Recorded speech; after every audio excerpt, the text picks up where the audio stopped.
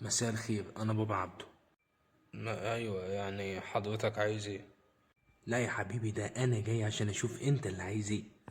بقول لك ايه، الدنيا مش ناقصه، انا نازل النهارده اشتغل ليله عيد، ومش هروح كمان اصلي العيد، ولا هنفخ بلالين، ولا هفرقع بومب. فلو سمحت امشي، يا انما قول انت عايز ايه. هجيبها لك على بلاط. هو مش الكريسماس ليه بابا نويل؟ اه. انا بقى بتاع العيد ولسه فاتح جديد وبحقق اماني زي بابا نويل بالظبط. ها، تطلب ايه؟ طب هنفترض يا بابا عبده اللي انت بتحقق اماني، وطلعت الشاب في مقتبل العمر وفي مصر، هيبقى محتاج ايه يا بابا عبده؟ يا حبيبي بقول لك انا لسه فاتح جديد، يعني معرفش اي اماني. انا لسه بص لسه بسلوفانتي. سلوفانتي؟ هو انت ايه هاي ولا ايه؟ يا عم اخلص يا عم، هو انا مديرك اللي مشغلك دلوقتي؟ اخلص قول انت عايز ايه. فلوس 400,000,000 جنيه.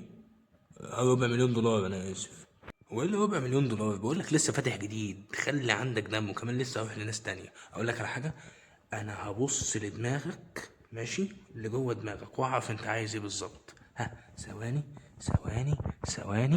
يا بابا عبده في ايه؟ ايه يا عم، ايه ده؟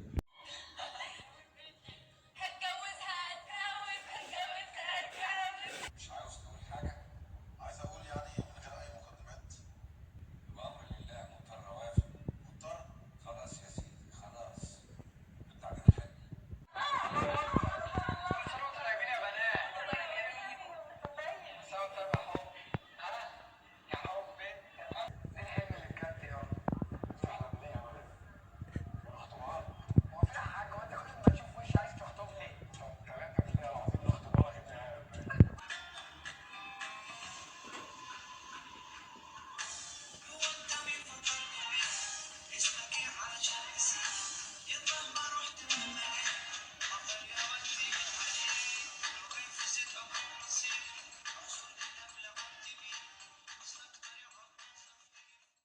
هو اللي انا قريته ده صح؟ هو انت عايز تتجوز؟ يعني بقول لك شاب وفي مقتبل العمر وفي مصر.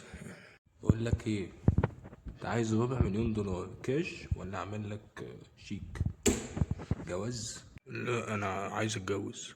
يا بابا عبده خد، طيب انت رايح فين؟ يا عم بقى، ودي شغلانه يا عم، اسكت خلاص، مش هاجيلكوا انا في عياد تاني، بالذات في مصر. يا بابا، يا بابا عبده، هو زعل ليه؟